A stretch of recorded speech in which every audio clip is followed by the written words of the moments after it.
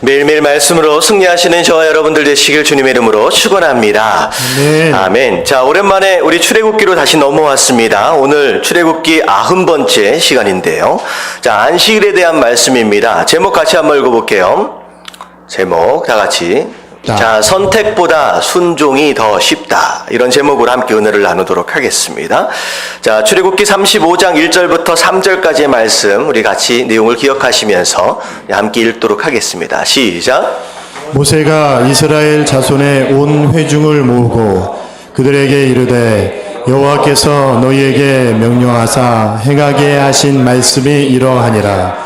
엿새 동안은 일하고 일곱째 날은 너희를 위한 거룩한 날이니 여호와께 엄숙한 안식일이라. 누구든지 이 날에 일하는 자는 죽일지니 안식일에는 너희의 모든 처소에서 불도 피우지 말지니라. 아멘. 아멘. 할렐루야.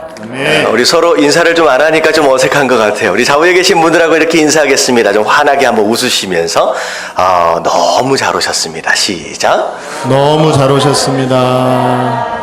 네, 감사합니다. 하던 걸 안 하니까 뭔가 좀 어색한 느낌이 좀 드는 것 같아요. 자, 오늘 말씀은 이제 안식일에 대한 말씀입니다. 안식일. 지금 출애굽기에 들어와서 벌써 몇 번째 반복되어지는 말씀이냐? 네 번째 반복되어지는 말씀입니다. 자, 맨 처음에 안식일에 대한 말씀이 처음 등장했을 때는 이제 만나에 대한 내용이 있었을 때 한번 나왔었죠. 만나. 안식일에 만나가 내려요, 안 내려요?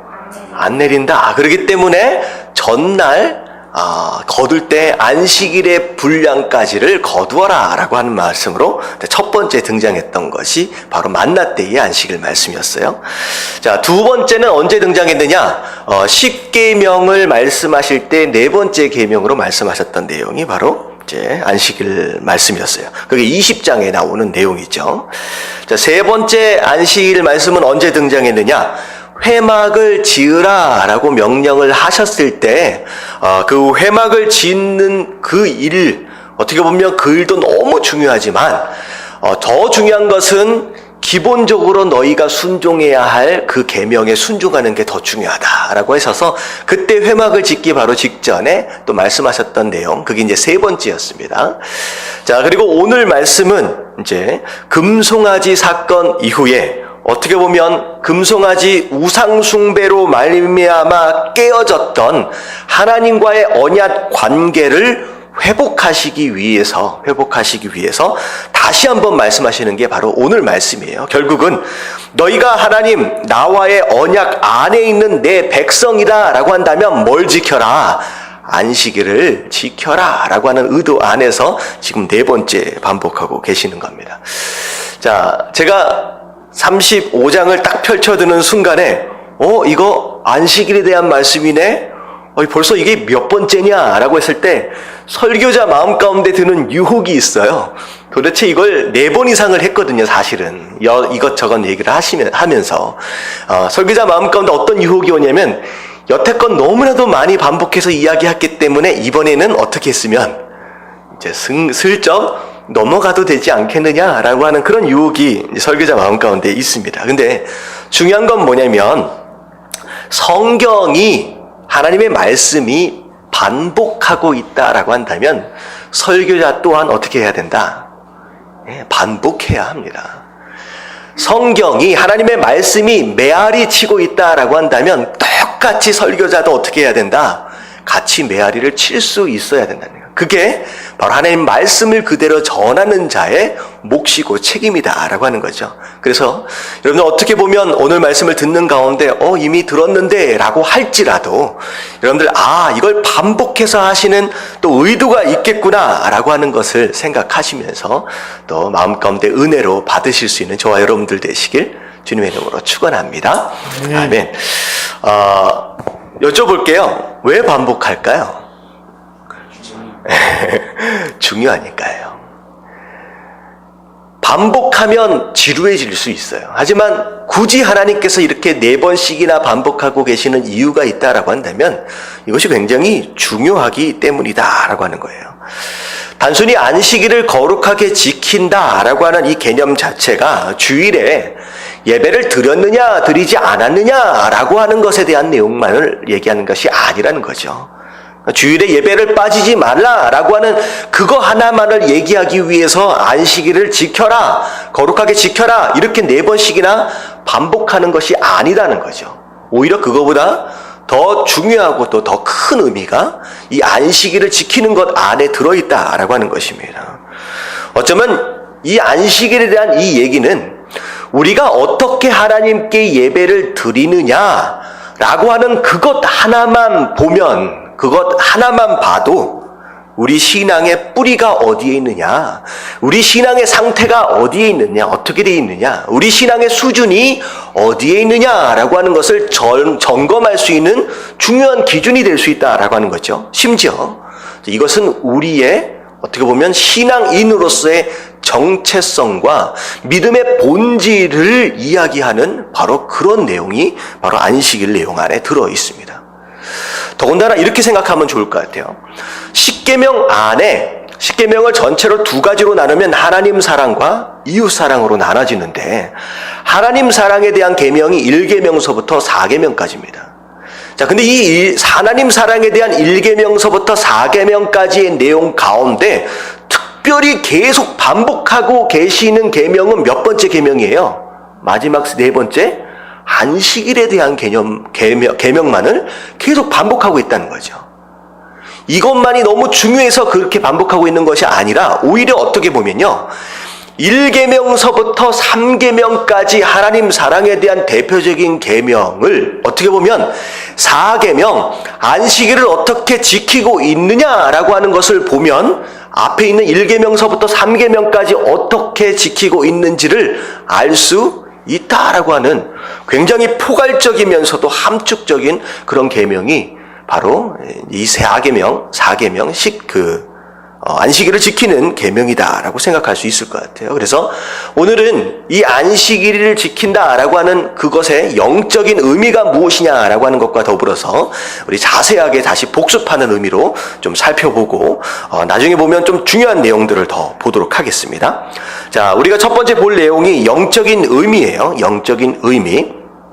자, 1번 같이 한번 읽어볼게요. 다 같이 시작. 하나님 백성됨은 구별된 자리를 지키는 것이다. 자, 첫 번째 하나님 백성이 되었다라고 하는 것, 그것 자체가 구별된 자리를 지키는 바로 그것에서부터 시작된다라고 하는 거예요. 자, 이게 바로 하나님 백성됨의 정체성입니다. 자, 주일날 교회를 가느냐 가지 않느냐라고 하는 것, 이거 하나가 하나님의 백성이냐 하나님의 백성이 아니냐라고 하는 것을 구분짓는 기준이 된다라고 하는 것이죠. 자, 특별히 2절, 오늘 말씀 보면 2절 상반절에 보면 엿새 동안은 자, 일을 하고, 자, 7째 날은 너희를 위한 거룩한 날이다 라고 얘기하고 있어요. 자, 거룩한 날, 이게 바로 안식일이다 라고 말씀하시는데, 자, 거룩이 무슨 뜻이에요? 거룩. 죄를 짓지 않는다 라고 하는 의미도 있지만, 자, 거룩에 대한 원래 의미는 구별한다라는 뜻이 있어요. 구별. 무엇이 구별이냐? 원래 있었던 장소에서 따로 드러낸다라는 것이에요. 따로 빼낸다라고 하는 것이 바로 거룩이라고 하는 뜻입니다. 자, 특별히 일주일 가운데 하루, 이 주일, 특별히 안식일을 구별해낸다라고 하는 것, 그것 자체가 하나님 백성됨의 정체성을 의미한다라고 하는 것이죠. 자, 거룩한 하나님의 백성이다라고 하는 것은 곧 무엇을 의미하느냐? 구별할 줄 아는 능력을 가진 자라는 뜻이에요. 구별할 줄 아는 능력을 가진 자. 자, 그래서 내가 가지고 있는 내 재물 가운데 이건 하나님 것입니다 라고 구별할 수 있는 능력, 구별되어진 재물을 우리가 뭐라고 부르느냐? 헌금이라고 부릅니다. 그리고 내가 할 수 있는 열심과 재능과 여러 가지 헌신의 모습들, 바로 그것들을 하나님의 것으로 구별해 놓는 것, 그것 자체가 하나님을 향한 헌신이며 봉사일 수 있다라고 하는 거죠. 자, 그리고 내가 가지고 있는 수많은 시간들 가운데 이 시간만큼은 하나님의 것입니다 라고 구별해 놓을 줄 아는 바로 그 능력, 그게 바로 안식일을 지키는 능력이고 주의를 지키는 능력이다라고 하는 것이죠. 그래서 어떤 사람들은요, 하나님께 드려지는 헌금 아무거나 드릴 수 없다라고 해서 신권이라 그러잖아요. 빳빳한 돈이 생길 때마다 이건 하나님의 것, 하나님의 돈 해서 구별하여서 드리는 그런 사람이 있다라고 하는 거죠. 심지어 옛날에 어르신들 같은 경우에는 어떻게 했어요? 그런 돈이 없으면 신문지 사이에다 끼워가지고 다리미로 데려서까지 하나님께 드리는 것을 아무거나 드릴 수는 없지라고 하는 그 마음 가운데 구별하는 바로 그런 마음, 이게 바로 거룩한 성도의 능력이다라고 하는 것이죠. 어떤 사람은 그래요. 주일날 내가 하나님께 나아가면서 예배를 드릴 때의 내 복장, 특별히 주일날만 입는 그 옷이 있어요. 그 복장까지도 내가 구별할 줄 안다라고 하는 거, 바로 무엇이든 하나님의 것을 구별할 줄 아는 삶의 모습이 바로 거룩한 성도의 모습이다라고 하는 것입니다.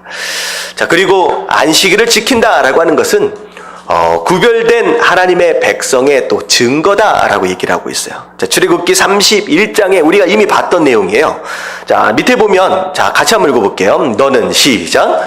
너는 이스라엘 자손에게 말하여 이르기를 너희는 나의 안식일을 지키라. 이는 너와 너의 사이에 너희 대대의 표징. 자, 뭐라고 얘기했어요? 안식일을 지켜라. 안식일을 지키는 이것 자체가 나와 너 사이에 너희 대대에 있어질 수 있는 뭐다? 표징이다라는 거예요. 너와 나 사이에 언약이 있다, 약속이 있다, 네가 내 백성이다 라고 하는 것에 대한 증거가 무엇에서부터 나타난다는 거예요? 안식일을 지키는 바로 그것에서부터 나타난다는 거죠. 그리고 출애굽기 31장 16절 17절까지 쭉 보면 줄 쳐진 데만 보면요, 안식일을 지키는 바로 이것이 나와 이스라엘 자손 사이의 영원한 표징이다라고 두 번이나 말씀하고 계시는 거예요. 그래서 이런 거예요. 세상 사람들이 우리를 볼 때 주일날 교회를 나가, 그럼 뭐라고 생각하는 거예요? 그 사람은 기독교인이구나 라고 하는 걸 아는 것처럼, 우리가 주일날 예배를 드려야 할 그 시간에 내가 어디에 있느냐라고 하는 건 바로 그것 자체가 하나님 백성됨의 정체성을 드러내는 바로 표징이다라고 얘기하는 거예요. 그래서 여러분들이 이 자리에 나와 있다라고 하는 것이 단순한 개념이 아니라는 거예요. 여러분들 이 자리에 있다라고 하는 것이 여러분들 스스로 나는 누구다라고 하는 걸 증거하고 있는 거예요. 하나님의 백성이다라고 하는 걸 증거하고 있다라고 하는 거예요. 여러분들 같이 여러분들에게 주어진 이 예배의 자리, 백성의 자리를 끝까지 포기하지 마시고 여러분들이 정체성을 끝까지 지켜가실 수 있는 저와 여러분들 되시길 주님의 이름으로 축원합니다. 아멘. 자, 그래서 사실 어떻게 보면 사단이 된 이유가 뭐예요? 사단이 된 이유가 뭐예요? 자기 자리를 지키지 못했기 때문이에요. 하나님의 천사장으로서의 자리를 지키지 못했던 바로 그것이 사단의 사단됨의 시작이었다라고 하는 걸 생각한다면, 여러분 이거 똑같은 개념입니다. 여러분들이 하나님 백성으로서 타락의 시작은 어디서부터 시작돼요? 바로 예배의 자리를 포기하는 것, 떠나는 것에서부터 시작을 하는 겁니다. 그래서 예배 드리는 장소를 점점점 내가 놓치고 있다라고 하는 것은 간단해요. 내가 뭐 하고 있다는 거예요? 지금 변질되어지고 있다는 거, 병들고 있다라고 하는 거예요. 여러분 깨달아지시길 주님의 이름으로 축원합니다. 아멘. 자, 두 번째 같이 한번 읽어볼게요. 다 같이 시작. 이제는 더 이상 노예가 아니다. 자, 이스라엘 백성은 굉장히 오랜 시간 동안 애굽에서 노예로 살고 있었던 사람들입니다. 그래서 쉬는 것에 굉장히 익숙하지 않아요. 쉬는 것에. 그래서 쉬는 것을 쉬어라 라고 하면 굉장히 불안하기도 하고, 쉬는 것에 대하여 죄책감을 가질 수 있는 어떤 그런 상태였다는 거죠. 죄의 어떻게 보면 노예 근성이 오랫동안 뼛속까지 자리를 잡고 있던 바로 그런 상태였습니다. 자, 근데 하나님 뭐라고 말씀하시냐? 쉬어도 된다, 쉴 수 있는 자유가 있다라고 말씀하시는 건 곧 무엇을 의미하느냐? 너희는 더 이상 노예가 아니다라는 거야. 노예가 아니다. 이제는 자유인이다라고 얘기를 하는 거예요. 자, 이게 곧 뭘 의미하느냐? 자, 생각해 보세요. 하나님께서 인생을 만드시고 나서 가장 첫 번째 주신 사명이고 명령이 무엇에 대한 명령이었느냐? 창세기 1장 28절에 보면 뭐라고 나와 있어요? 첫 번째, 다스려라 라고 말씀하세요. 인생을 만들어 놓고선 너희에게 주어진 모든 것들, 땅을 정복하고 바다와 물고기와 하늘의 새와 땅에 움직이는 모든 것들을 어떻게 하라? 다스려라 라고 말씀하셨어요. 근데 우리가 지금 쉬지 못하고 쉬는 것에 대하여 불안해하고 죄책감을 갖는다라고 하는 것은 곧 무슨 상태가 되느냐? 우리가 오히려 무엇의 다스림을 받는 거예요? 시간의 다스림을 받는 거예요. 그러면 하나님의 백성은 무엇은 누군가로 인하여서 다스림을 받을 존재로 만드신 게 아니라 여러분들 하나님 권위 아래서 이 세상에 있는 모든 것들을 다스리도록 창조하셨다라고 하는 것을 기억한다면 우리에게 주어진 이 24시간에 쫓겨 사는 인생이 아니라 어떻게 하라는 거야? 이 24시간을 다스려라라는 거예요. 이게 다 네 거다.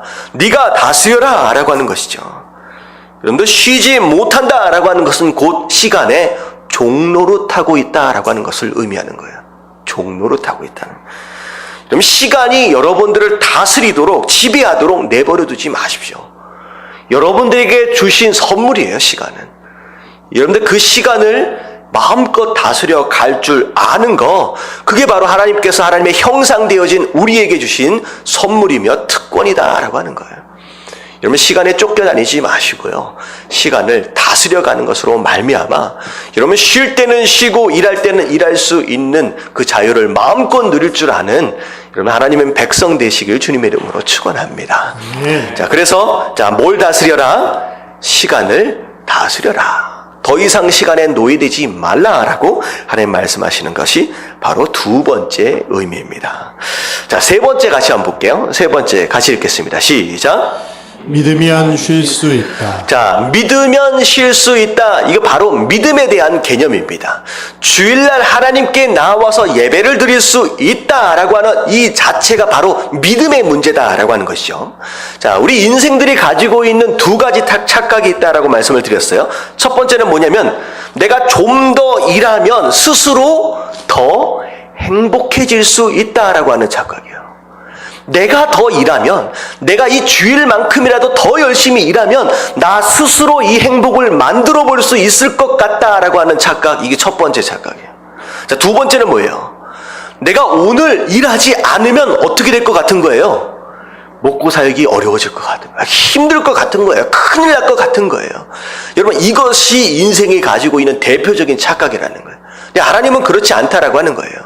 네가 네 행복과 네 성공을 네 인생을 만들어갈 수 있느냐? 아니다라고 말씀하시는 거예요. 그러면 하나님 뭐라고 말씀하세요? 잠언서 16장 9절 말씀 다 같이 한번 읽어보겠습니다. 시작.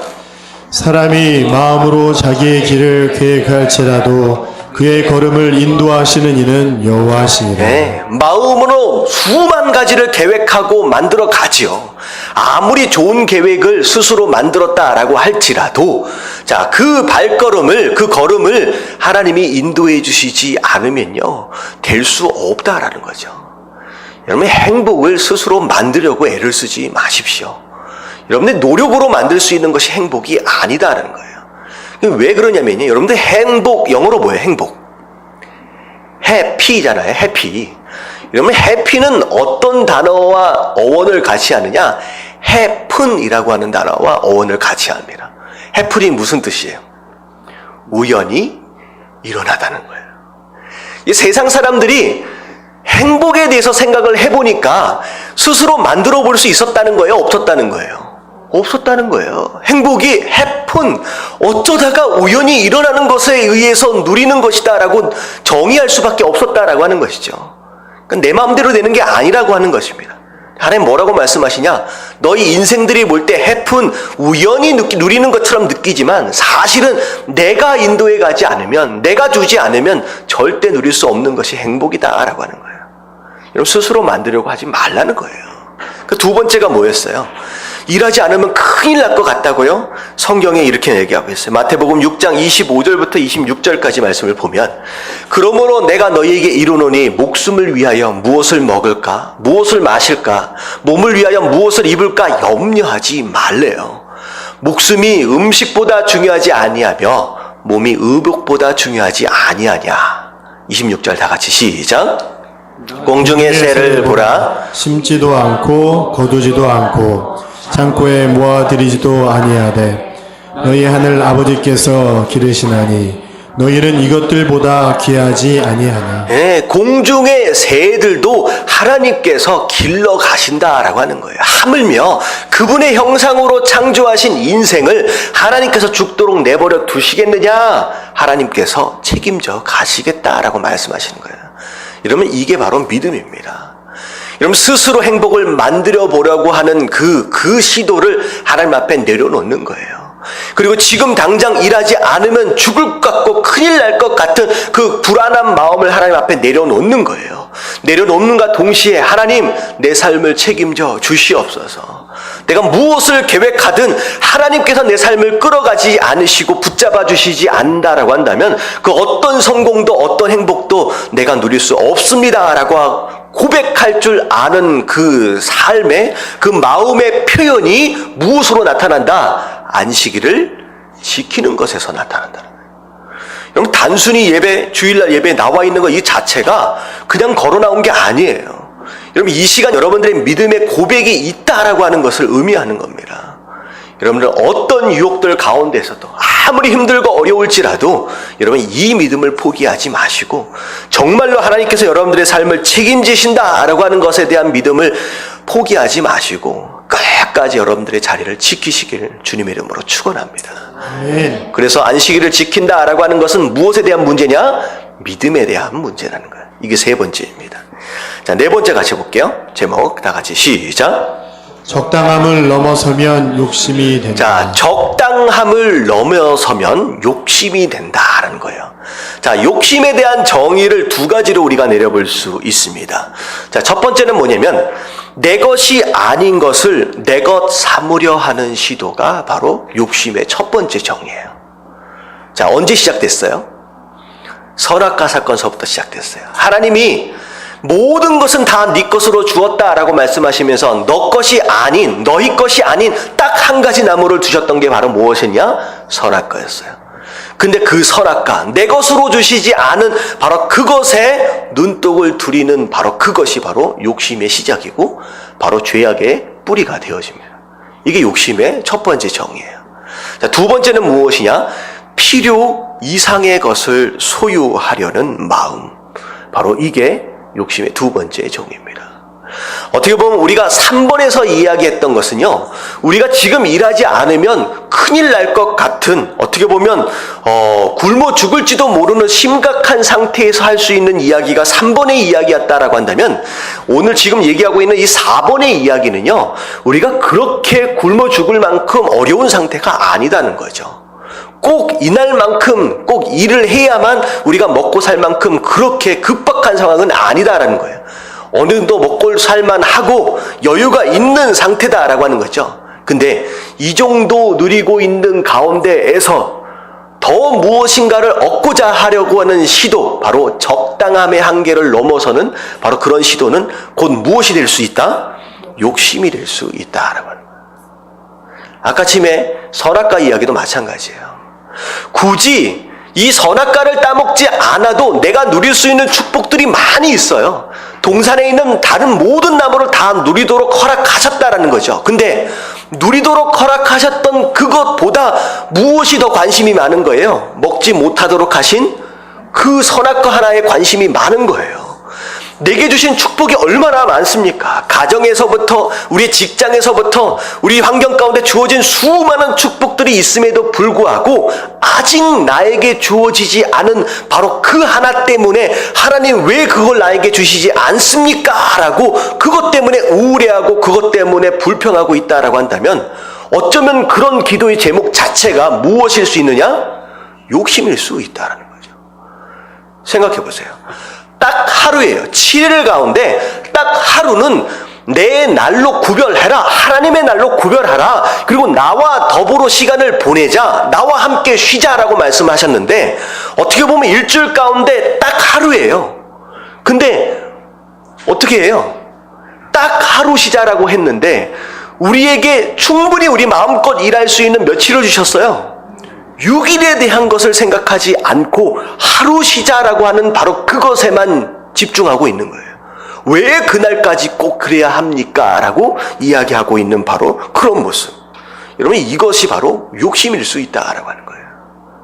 더군다나 위에서 우리가 염려하지 말라라고 말씀하신 가운데 그 마태복음 6장 25절 26절을 읽었잖아요. 공중에 나는 새도 내가 먹일 것이다. 염려하지 말라. 근심하지 말라라고 말씀하셨는데, 사실은요, 그 말씀 바로 전 말씀을 읽어보면 이런 말씀이 있어요. 염려하지 말라 그 전 말씀을 한번 읽어보면 마태복음 6장 24절입니다. 바로 전 말씀이에요. 한 사람이 두 주인을 섬기지 못할 것이니 혹 이를 미워하고 저를 사랑하거나 혹 이를 중히 여기고 저를 경히 여김이라. 다같이 시작. 너희가 하나님과 재물을 겸하여 섬기지 못하느니라. 자, 결국은 무엇인가로 인하여 근심하고 염려하고 무엇인가로 인하여 불안해하고 있다라고 하는 이 상태 자체가 무엇과 무엇에 대한 갈등이에요. 하나님을 섬길 것이냐, 재물을 섬길 것이냐라고 하는 것에 대한 갈등에서부터 이런 염려가 시작된다는 거예요. 결국은 재물에 대한 욕심 자체가 하나님의 날로 구별하지 못하도록 만드는 장애가 되어질 수 있다라고 하는 거. 자, 이게 바로 욕심에 대한 내용이에요. 그래서 정말로 욕심을 내려놓을 수 있으면 그러면 안식일을 지킬 수 있다는 거죠. 예배 자리를 지킬 수 있다는 거죠. 그럼 욕심이 뭐의 뿌리예요? 나중에 죄의 뿌리가 됩니다. 그런 마음이 우리 마음 가운데 스물스물 들어오는 순간서부터 죄를 짓게 되어지는 그런 가능성들을, 기회들을 만들어갈 수 있다라고 하는 거죠. 그래서 야고보서 1장 15절 다 같이 시작. 욕심이 잉태한 즉 죄를 낳고 죄가 장성한 즉 사망을 낳으니라. 이 욕심이 지나치면 죄를 짓게 되고 결국은 망하게 된다라고 하는 내용이죠. 여러분들 욕심을 내려놓으십시오. 자꾸 무엇인가로 인하여서 더라고 하는 그런 마음은 오히려 우리의 신앙의 모든 기초들을 무너뜨리는 어떤 그런 원인이 될 수 있다라고 하는 것. 여러분 깨달아지시기를 주님의 이름으로 축원합니다. 아멘. 자, 다섯 번째, 마지막입니다. 다섯 번째. 다 같이 한번 읽어볼게요. 시작. 멈출 수 없는 전진은 재앙이다. 자, 멈출 수 없는 전진, 앞으로 나아가는 것을 의미해요. 자, 그것은 재앙이다 라고 하는 것인데, 달리는 자동차가 브레이크가 없으면 큰일 나죠. 이제 큰일 납니다. 아무리 좋은 엔진을 달고 있다라고 할지라도, 아무리 튼튼한 바디를 가지고 있다라고 할지라도, 브레이크가 없으면 큰일 나죠. 다시 말하면 안식일을 거룩하게 지킨다라고 하는 이것을 통하여 하나님께서는 인생들에게 뭘 가르쳐주고 싶으신 것이냐? 멈춤이라고 하는 것을 가르쳐주고 싶으신 거예요. 달리는 것도 너무 중요하지만 적당한 시간 안에, 적당한 시기에 멈출 줄 아는 그것이 너무나도 중요하다라고 하는 것을 지금 훈련하고 싶으신 거예요. 그래서 어떻게 보면 인생뿐만 아니라 모든 것들이요, 뭐라 그럴까요? 그 우주 만물들이요, 전진과 멈춤이 다 있어요. 낮에는 일하고 밤에는 쉬도록 하셨고, 사계절도 마찬가지입니다. 봄, 여름, 가을, 겨울을 보면 일을 할 때가 있고요, 전진할 때가 있고요, 뭐 할 때가 있어요. 겨울은 쉬어야 할 때가 있다는 거예요. 하나님께서 만드시는 거예요. 추움을 허락하셔서 모든 동식물들이 멈출 수 있도록 허락하시고, 그리고 여름이라고 하는 더움을 허락하셔서 달려갈 수 있는 그 시기를 허락하시고, 그러니까 모든 만물들이 이 멈춤과 전진을 반복하는 것에서부터 성장하게 되고요, 그게 워킹을 하게 된다는 거예요. 하나님은 인생을 또 그렇게 만드셨습니다. 근데 인생이 자꾸 이걸 깨기 시작하는 거예요. 전진만 하게 되는 거죠. 그래서 이런 겁니다. 무엇이든지요, 전진하는 것만 생각하고 멈추지 않는 가운데 지나쳐서 계속 하게 되면요, 어떤 상태가 벌어지면 변질되어지게 됩니다. 아무리 좋은 것도. 그래서 자 보세요. 사랑이 지나치면요, 뭐가 되냐면 집착이 되어버려요. 즐거움이 지나치면 쾌락이 되어버립니다. 열심이 지나치면요, 중독이 되어버려요. 목표 의식이 지나치면 그것이 우상이 되어버립니다. 어느 시기에 가서 내가 멈출 수 있어야 된다는 건데 그 멈출 줄 모르고 계속 전진하면요. 그 아무리 좋은 것이 있다라고 할지라도 그것 자체가 변질되어지고 오히려 우리가 재앙으로 인도해가는 바로 그런 원인이 될 수 있다라는 거죠. 그런데 바쁘다라고 하는 것을 열심히 산다라고 하는 것으로 착각하지 마십시오. 많은 사람들이 엄청 바쁘게 사는데 바쁘게 산다라고 해서 내가 열심히 살고 있구나라고 착각하고 사는, 그렇지 않아요. 제가 자료를 예배 시간 전에 자료를 이렇게 지나가다 보다 보니까 뭐가 전 나왔냐면 OECD 회원국들 가운데 조사를 했대요. 어떤 조사냐면 근로시간하고 노동 생산성하고를 비교를 하는 조사를 했더라고요. 제가 딱 보니까 자, 근로시간, 일하는 시간이에요. 일하는 시간, 한국 사람이 얼마나 많은 시간을 일하느냐라고 하는 걸 봤더니 네덜란드보다 거의 2배 정도를 일하랍니다. 그러니까 네덜란드가 일주일에 한 30시간 일하면 한국은 몇 시간 일하고 있는 거예요? 거의 한 60시간을 일해요. 엄청 오랫동안 자리에 앉아 있는 거예요. 엄청 오랫동안 일을 하고 있는 거예요. 근데 그 정도 오랜 시간 동안 일을 한다라고 했을 때 그 생산성의 가치를 비교를 해봤어요. 그랬더니만 노동 생산성은 네덜란드에 어느 정도 되냐면 반 정도밖에 안 됩니다. 그런 거예요. 10시간 똑같이 일해도 네덜란드는 10개의 물건을 만들면 한국 사람은 몇 개 물건밖에 못 만들어요? 5개밖에 못 만들어요. 오히려 어떻게 되는 거예요? 그래서 10시간을 더 일하는 거예요. 그래서 똑같이 네덜란드와 똑같이 10개를 만드는데 또 네덜란드는 10시간만 들여서 10개를 만든다면 한국 사람들은 몇 시간에 걸려야 10개를 만들어요? 20시간이에요. 이건 한국 사람이 능력이 없어서가 아니라 뭐가 떨어지는 거예요? 효율성이 떨어지는 거예요. 여러분 많이 앉아서 공부한다고 오랫동안 일을 한다고 그거 자체가 의미가 있다라고 생각하시면요. 그거는 이제 착각하는 것이다라고 하는 거죠. 오래 일한다고 대수다 아니다라고 하는 거. 그럼 내가 진짜 얼마나 집중하고 있고 얼마나 효율적으로 일하고 있느냐라고 하는 것을 생각할 때에 우리가 언제 나아가고 언제 멈출지에 대해서 우리가 생각해 볼 필요가 있습니다. 제가 그 LA에서 오랫동안 사역을 하다가 제가 중고등부 사역하고 청년들 사역을 하면서 학생들을 많이 만나면서 그런 얘기를 들었어요. 특별히 제가 중고등부를 맨 처음에 만났을 때 아이들이 굉장히 심각한 상태의 애들이 제법 많이 있더라고요. 그래서 어떤 애들은 실제로 그렇게까지 심해지지는 않았지만 자기 친구들 가운데서는 이민 온 지 이제 한 2년 3년 정도밖에 안 됐는데 벌써 잘못해서 나쁜 친구들한테 빠져가지고 마약을 하게 되고요. 근데 한국은 마약에 손을 댈 수 있는 기회가 별로 없어요. 근데 미국 같은 경우에는 마약을 접할 수 있는 기회가 굉장히 많습니다. 주변에 친구들이 어떻게 보면 갱단들도 되게 많고요. 그 대마초 같은 경우에는요, 그냥 물어보면 돈만 있으면 사는 데가 LA예요. 그래서 대마초나 마약이나 이런 것에 손을 대는 애들, 그리고 심지어 마약이나 무슨 갱단이나 이런 데 조직에 들어가가지고 인생을 망치는 애들이 굉장히 많아요. 근데 이민 온 지 이제 2년, 3년밖에 안 됐는데 그렇게 애들이 망가지고 있어요. 근데 왜 이런 일이 일어날까?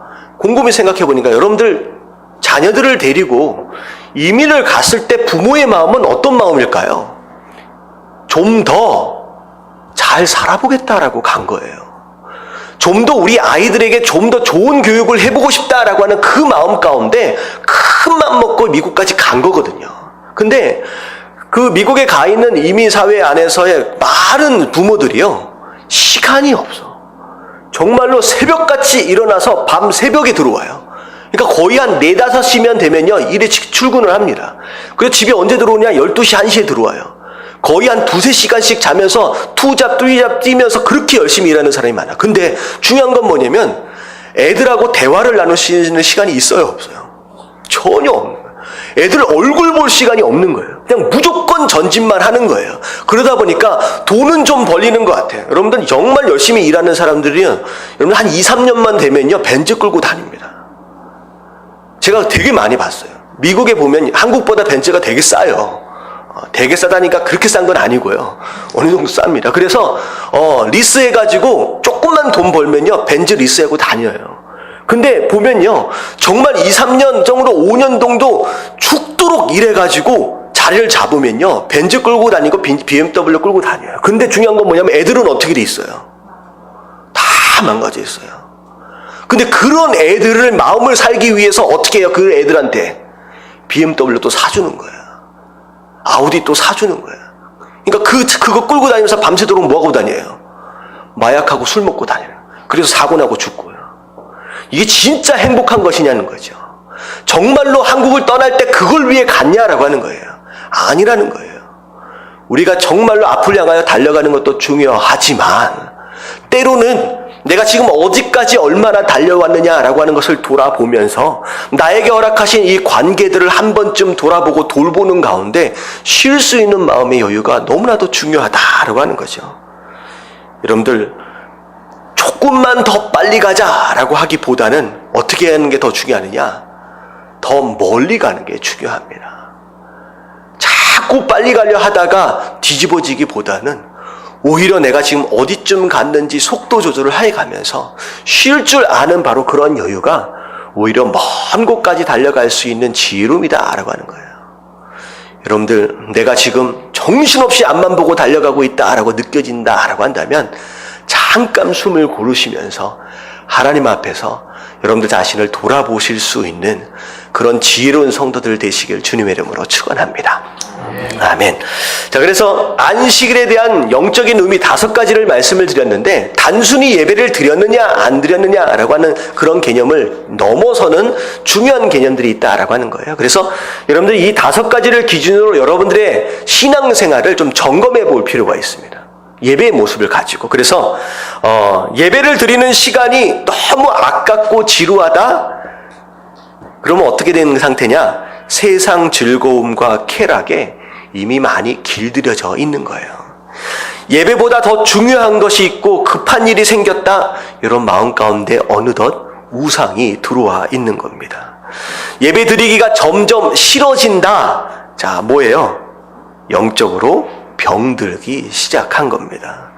예배를 양보해서라도 얻고 싶은 게 있다? 마음 가운데 뭐가 생긴 거예요?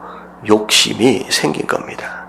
예배를 드리지 않아도 살만하다. 무슨 뜻이냐? 하나님이 더 이상 내 삶의 주인이 아니다라는 뜻입니다. 예배를 드릴 수 없을 만큼 정말로 바쁘다. 이건 무슨 뜻이냐? 브레이크가 고장났다. 곧 있으면 전복되어질 수 있다라고 하는 걸 의미합니다. 여러분들 삶을, 이 예배, 신앙의 상태를 이 예배를 통하여 점검할 수 있다라고 하는 거예요. 여러분, 혹시 마음 가운데 이런 병들어가는 어떤 우상이나 이런 것들로 점점 무너져 내리고 있는 부분들이 예배를 통하여 확인되어질 수 있다라고 한다면 빨리 어디로 돌아와야 돼요? 예배의 자리로 돌아와야 됩니다. 여러분, 그래서 정말로 건강한 성도의 삶으로 정말 하나님 관계 안에서 능력 있는 성도의 삶, 거룩한 삶을 사실 수 있는 저와 여러분들 되시길 주님의 이름으로 축원합니다. 아멘. 자, 여기까지 내용은 우리가 여태껏 쭉 살펴봤던 안식일에 대한 내용을 한번 다 정리를 한 거예요. 여러분 다 아시는 말씀이었죠? 처음 듣는 얘기예요. 다 아시는 말씀으로 이제 복습한 것이다 라고 생각을 하시면 되고요. 자, 오늘 말씀을 근거로 간단하게 3가지만 실천적 의미를 살펴보도록 하겠습니다. 첫 번째 같이 한번 읽어볼게요. 다 같이 시작. 6일 동안 열심히 일하라. 자, 첫 번째가 6일 동안 열심히 일하래요. 자, 하나님께서 왜 7일째 쉬셨어요? 왜 하나님께서 왜 7일째 쉬셨어요? 네, 2절에 보면 그 말이 맞네. 2절에 보면 어떻게 시작하고 있어요? 엿새 동안은 일하고. 다시 말하면 하나님께서 7일 동안 쉬신 이유는 6일 동안 뭐 하셨기 때문에? 일하셨기 때문에. 여러분, 7일째 쉬라라고 하니까 쉬는 것만을 자꾸 생각하는데요. 여러분들, 이 쉬라고 하는 명령은 반대로 얘기하면 6일 동안은 뭐라는 얘기예요? 열심히 일하는 얘기예요. 열심히 일하는 얘기예요. 다시 말하면 6일 동안 열심히 일하지 않는 자는 쉴 권리가 없습니다. 이 얘기예요. 정말로 7일째 쉬기 위해서 6일 동안 우리가 남들보다 더 열심히 일을 해야 합니다. 왜냐하면 하나님이 열심히 일하시는 분이에요. 그래서 열왕기상에 보면 2번이나 이런 표현이 나와요. 그가 대답하되 내가 만군의 하나님 여호와께 열심히 유별하오니. 자, 이 말씀 그냥 넘어가도록 할게요. 자, 하나님은 열심히 있으신 분이다 라고 하는 것 가운데 나중에 무슨 말씀까지 하시느냐? 데살로니가 후서를 볼게요. 데살로니가 후서 3장 11절 말씀 다 같이 시작. 우리가 너희와 함께 있을 때에도 너희에게 명령하기를 누구든지 일하기 싫어하거든 먹지도 말게 하라 하였다. 야, 자, 이 말씀은요 되게 재밌는 말씀이에요. 일하지 않는 사람이 있다라고 한다면 먹지도 말라는 뜻이 아니에요. 보통 우리가 뭐라고 표현하는 일하기 싫어하거든 먹지도 말라라고 표현을 하는데 이 말씀은 어떻게 나와 있느냐? 먹지도 말게 하라요. 다시 말하면 일하기 싫어하는 자가 있는데 그 사람이 먹으려고 해요. 그럼 먹으려고 하는 그 음식을 어떻게 하라는 거예요? 뺏어라는 거예요. 음식을 주지 말라는 거죠. 하나님 말씀하시는 거냐면 6일 동안 우리가 열심히 일하는 바로 그것으로 말미암아 7일째 되는 날 우리가 안식할 수 있는 권리를 갖는 거다라고 하는 것이죠. 그래서 우리가 6일 하나님 말씀하시는 거냐면 6일 동안 우리가 열심히 일하는 바로 그것으로 말미암아 7일째 되는 날 우리가 안식할 수 있는 권리를 갖는 거다라고 하는 것이죠. 그래서 우리가 6일 동안 열심히 일해야 합니다. 내게 일하라고 주신 이 6일 최선을 다해서 열심히 일하십시오. 그러면 하나님께 주신 안식 가운데 7일째 우리가 쉴 수 있다라고 하는 것. 자, 두 번째 다 같이 읽겠습니다. 시작. 선택하지 말고 순종하라. 예, 오늘 제목입니다. 선택하는 것보다 뭐가 더 쉬워요? 여러분, 순종이 훨씬 더 쉽습니다. 여러분, 선택하는 것이 더 쉬울 것 같지만 절대 그러지 않습니다. 자, 생각해 보세요. 제가 주일이 됐어요. 목사예요. 제가 주일날 예배에 나오는 것은 선택일까요? 순종일까요? 무조건입니다. 만약에 제가 선택할 수 있는 기회가 주어졌다라고 한다면요, 이건 더 어려워지는 거예요. 목사는 무조건이에요. 그래서 저는 주일날 예배 나오는 것이 어렵지 않습니다. 그냥 일어나는 순간 오늘 예배구나. 내가 예배를 나가야지. 예배를 드려야지 라고 올라오는 거예요. 근데 많은 성도들이 주일날 하나님께 나아가는 것을 순종으로 여기지 않고 무조건으로 여기지 않고 뭘로 생각해요? 선택으로 생각합니다. 일어나는 순간 오늘 갈까 말까. 여러분, 이것만큼 괴로운 게 없어요. 그냥 여러분들이 마음을 접어버려야 돼요. 선택이 아닙니다. 순종이 정말로 쉬운 거예요. 자, 오늘 말씀에 보면, 자, 1절을 보면요. 자, 모세가 이스라엘 자손에게 이야기를 하는데 그들에게 이르되 여호와께서 너희에게 뭐 하셨다? 명령하셨다는 거죠. 여러분, 하나님께서 이스라엘 백성들에게 부탁하신 게 아니에요. 권면하신 게 아니에요. 뭐 하셨다? 명령하셨다는 거예요. 명령에는 순종이 따를 뿐이지 우리가 선택할 수 있는 개념이 아니다라고 하는 거죠. 심지어는요, 되게 무서운 말씀이에요. 2절에 보니까 엿새 동안 일하고 7째 날은 너희를 위하여 거룩한 날이니 여호와께 엄숙한 안식이라. 다 같이 시작. 누구든지 이 날에 일하는 자는 죽일지니. 왜 거기서 소리가 작아져요? 누구든지 이 날에 일하는 자는 어떻게 하라? 죽여라. 굉장히 무섭습니다. 이런 개념이에요. 자, 오늘 예배를 드렸어요. 그리고 나서 오늘 예배에 나오지 않는 누군가가 있으면 신방을 가는 거예요. 뭐하러 가요? 자, 잘 이 말씀을 좀 그대로 보세요. 오늘 예배 안 나온 사람이 있어요. 그래서 오늘 예배가 끝나고 나서 그 집에 신방을 가요. 뭐하러 가요? 이 말씀을 보면 죽이러 가는 거예요. 이건 굉장히 무서운 말씀입니다. 여러분들, 이 은혜의 시대에 살고 있는 것에 감사하시길 주님의 이름으로 축원합니다. 여러분들, 이게 율법 시대에 우리가 살고 있으면 예배 안 나오면 우리가 다 들고 가가지고 그 사람 죽이러 가는 거예요. 지금 예수님께서 오셨기 때문에 이 율법으로부터 자유함을 얻고 우리가 은혜의 시대를 살고 있기 때문에 용서하고 그들을 살리기 위해 우리 공집사님이 참 이 말씀을 죽이러 간다라고 하는 것을 입 밖에 내지 못해서 뭐라고 얘기하냐면 살리러 간대요. 살리러. 은혜의 시대이기 때문에 살리러 가는 거예요. 할렐루야. 그렇죠. 예배 안 나온 사람 우리가 또 살리러 가야 될 거 아니야. 또 예배를 드리러 위로하러 가야 될 거 아니야. 근데 정말 은혜의 시대이기 때문에 이게 우리가 살리러 가는 것이지만 이 당시 율법 시대에는 죽이러 가는 거예요. 곧 이건 뭘 의미하느냐? 안식일날 예배를 드리고 하나님 앞에 우리의 모습을 보이는 것, 이것 자체가 선택이 아니다는 거예요. 순종해야 합니다. 자꾸 여러분들 삶 가운데 주어진 말씀을 여러분들 취사 선택하려고 애쓰지 마십시오. 이걸 하면 유익을 얻을 것인가, 이걸 하면 내가 괜찮을 것인가 계산하지 마십시오. 여러분, 그러면 그럴수록 인생이 더 어려워지고요, 복잡해집니다. 그냥 말씀하시면 뭐 하면 돼요? 순종하면 되는 거예요. 그게 내게 유리하기 때문에 나에게 무슨 유익이 있기 때문에가 아니라 이게 그냥 하나님의 말씀이기 때문에 순종하는 거예요. 자꾸 하나님의 말씀을 듣는데 야, 이게 그래도 되나? 아, 그러면 유익이 있을 것인가?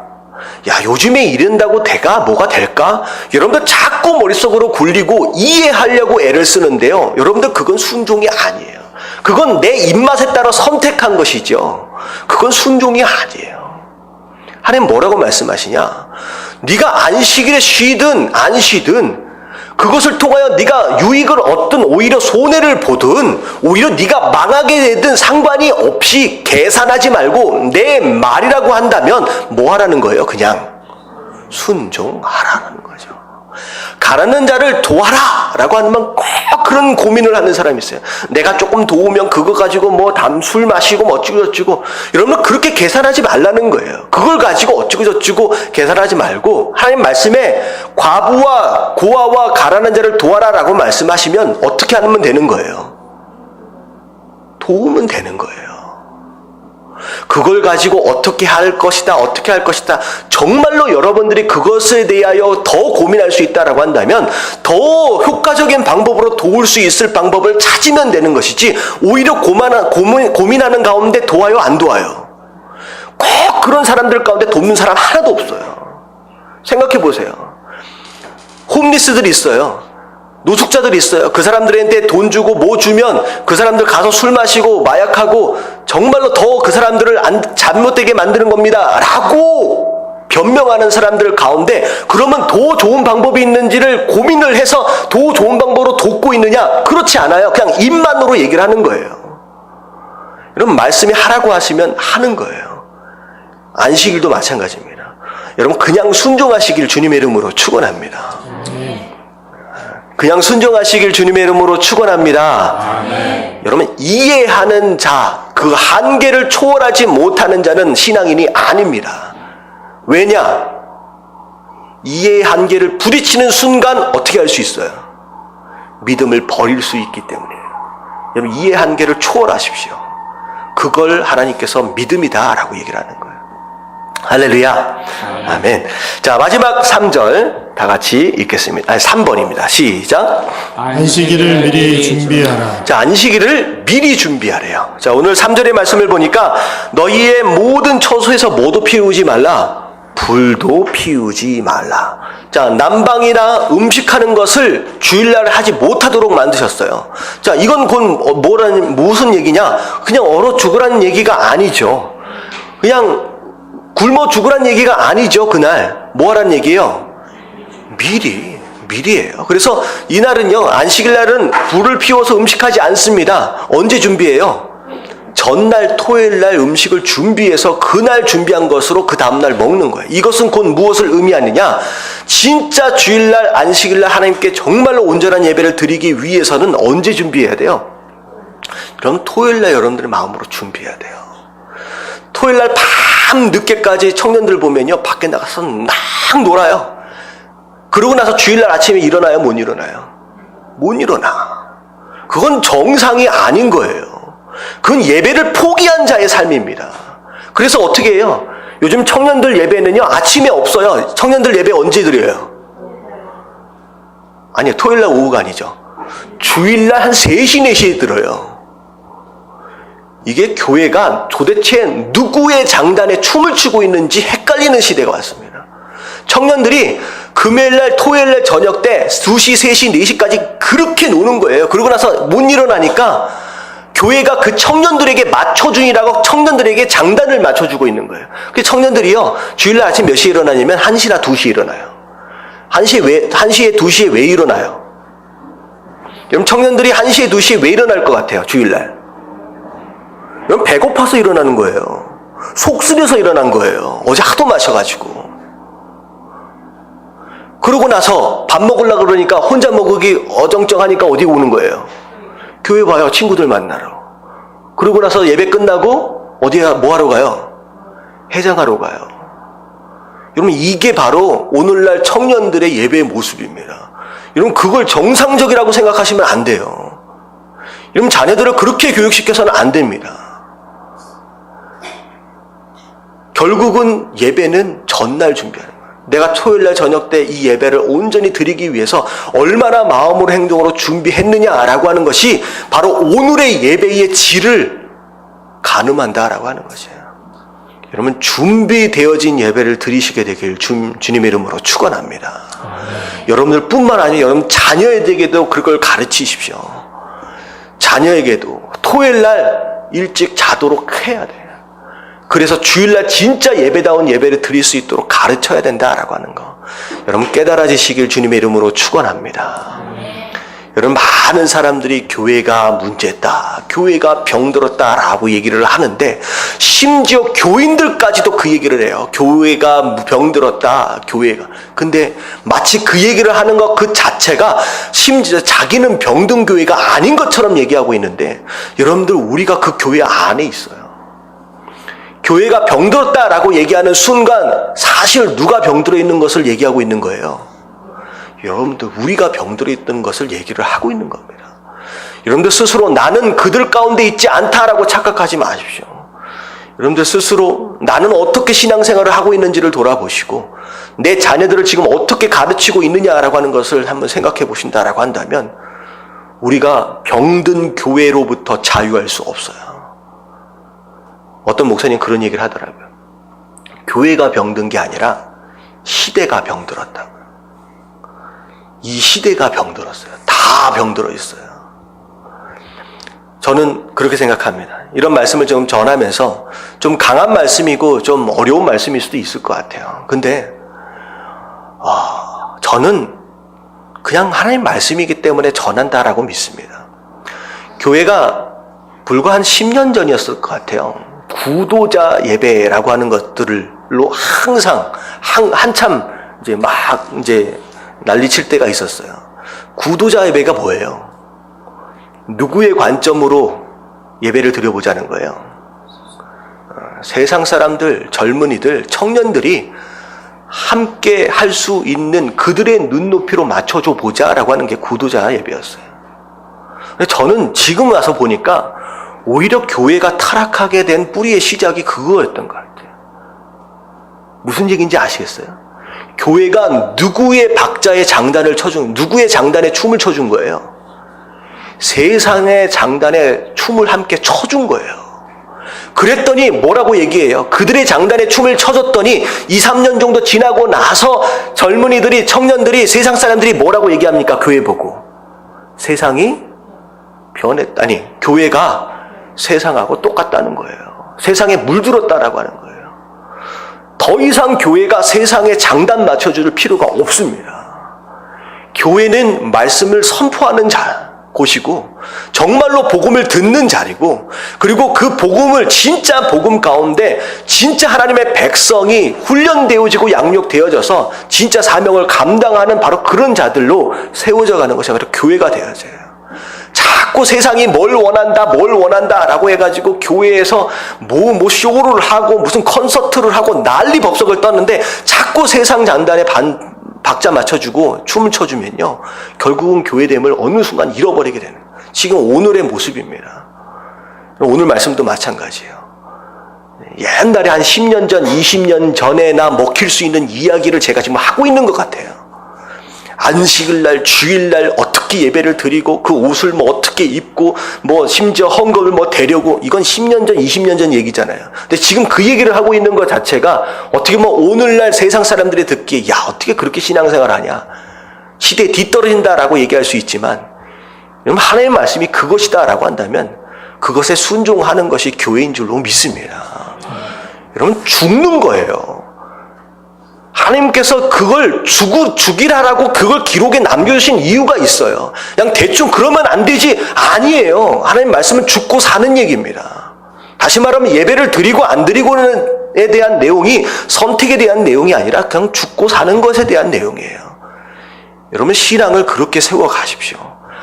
그래도 이 세상을 이길 수 있느냐 없느냐라고 하는 것이 지금 현실이에요. 제가 말씀드렸죠. 더 이상 한국이든 그 어느 장소에든 엄청난 부흥이 일어나서 수많은 교회들이 하나님 앞에 예배하는 그런 일들은 없어요. 그런 시대는 오지 않습니다. 이제 끝났어요. 요한계시록 한번 보세요. 이제는 어떤 시대가 남는 것이냐? 교회 안에 진짜와 가짜가 분별되는 시대가 옵니다. 그럼 마지막 순간까지 진짜로 남느냐, 살아남느냐, 아니면 세상에 섞여서 그냥 죽는 자들로, 망하는 자들에 속해서 가느냐라고 하는 죽고 사는 문제가 지금 이 시대를 살고 있다라고 하는 거예요. 여러분 제가 말씀을 정확하게 보고 있는 것입니다. 여러분 끝까지 여러분 하나님의 백성으로서의 자리, 예배 자리를 지킴으로 말미암아 마지막 하나님 오시는 그날, 예수님 재림하시는 그날 진짜로서의 자리를, 진짜로서의 삶으로 남겨지실 수 있는 저와 여러분들 되시길 주님의 이름으로 축원합니다. 아멘.